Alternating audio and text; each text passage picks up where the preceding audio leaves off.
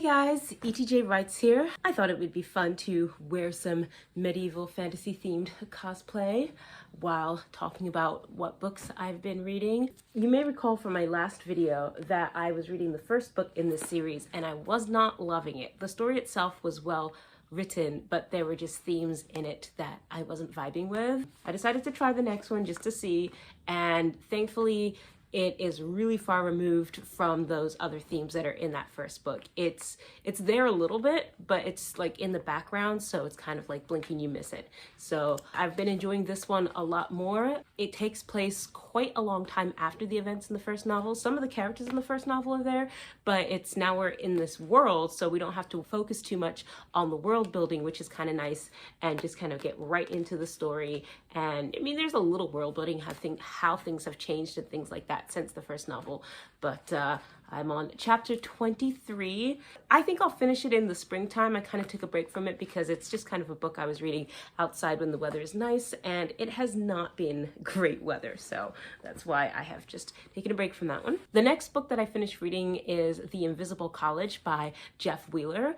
It's interesting because I really love his books and have pretty much ever since I found them. I also went ahead and bought one of his novels, one of the ones that's one of my favorites in the Merowyn series. But this novel, it took me a while to get into. It's a completely different world. It kind of has a steampunk aspect to it, and the world building is good, and I can see where the story's going, but it took me until about probably a quarter of the way in to start connecting with the story, which is unusual for his novels and I. Usually I'm like connected pretty much straight away, but it just, I don't know if it was because of the amount of world building that he had to do or what, but it just didn't quite draw me in the same way his other novels have drawn me in. So now that I finished it, I'm hoping the second novel will be more interesting because now we've got all that world building out of the way. With his older novels, the ones that I really liked that I bought a copy of, there's a ton of world building, but it's done in like an old school fantasy way that I really enjoy. And this one, it was kind of trying to do it more in the new school kind of way. And I feel like just give us the exposition lore dump up front instead of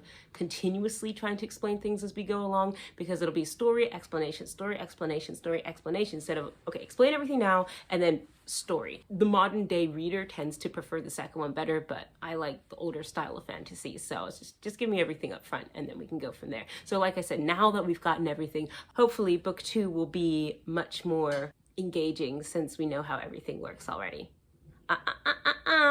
I'll let you come down in a minute. The next book that I finished recently is The Resurrection by S.V. Filice. This is the third book in her series. The main thing that just didn't connect with me about the series was how old the characters are. If you just age everybody down to being high school, it works great. But them being adults didn't quite make sense to me. There's a lot of things they're not allowed to do and they have to sneak off and do, which would make more sense if they were teenagers rather than legal adults. But the story was fun. I would say definitely the strength of the story is the characters. I never forget who any of the characters are, even though there's quite a large cast. If you enjoy found family and dynamic, engaging cast of characters, then you should definitely give this story a try. One that I started reading last year was Door to Door by T.L. Brown. And again, this is more of a summertime book, so I've kind of taken a break from it, and then I'm gonna get back into it once the weather warms up a little bit. It's interesting so far. I may have mentioned it in my last video, I do not remember. It's about a young woman who discovers a mystery left behind by her father that she has to go and solve, and we're just basically in the discovering part at this point. You are getting yourself caught there, mister. We'll figure out in a minute. Another book that I had finished last year was The Shade of Gold by Emily Chabot, and it was definitely an interesting story. The world building I thought was pretty nice, but I just had a hard time connecting to any of the characters at all. It was a duopov between the two main leads, and I couldn't really connect with them. And so when exciting stuff happened that was supposed to be like thrilling and heart-stopping and tension-filled, I just was like, yeah, whatever. And at the end, the main characters managed to somehow defeat the bad guy, and it's never mentioned exactly how. It's just like they were trying really hard and then there was a brilliant flash and suddenly the bad guy was gone. Basically, it just was not satisfactory enough to me. Maybe there was some detail that I missed, but I just didn't feel like it was explained well enough, which was a shame because the rest of the story was really engaging and fun, and it was just the characters and the final climatic battle that just didn't match up. Now, most recently, I started Season of the Dragon by Natalie Wright.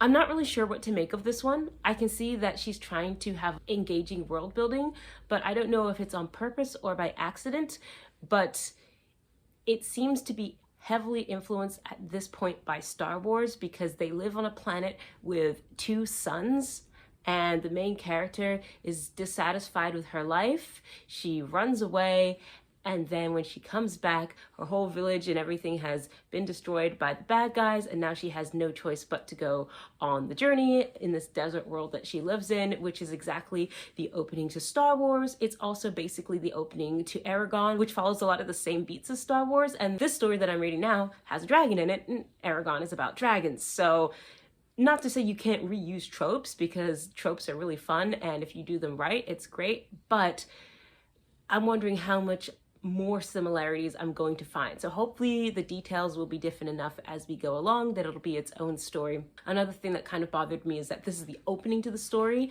and I have no reason to care about the characters. It happens all so quickly within the first few chapters. If this had been not the inciting incident, but halfway through the book, I think it would have been much more impactful. So I'm hoping it's a good story, and we'll see how it pans out. I've definitely found some real gems among some of the indie books I've been reading. So I'm hoping to find something really good this year and come on here and rave about my new favorite book.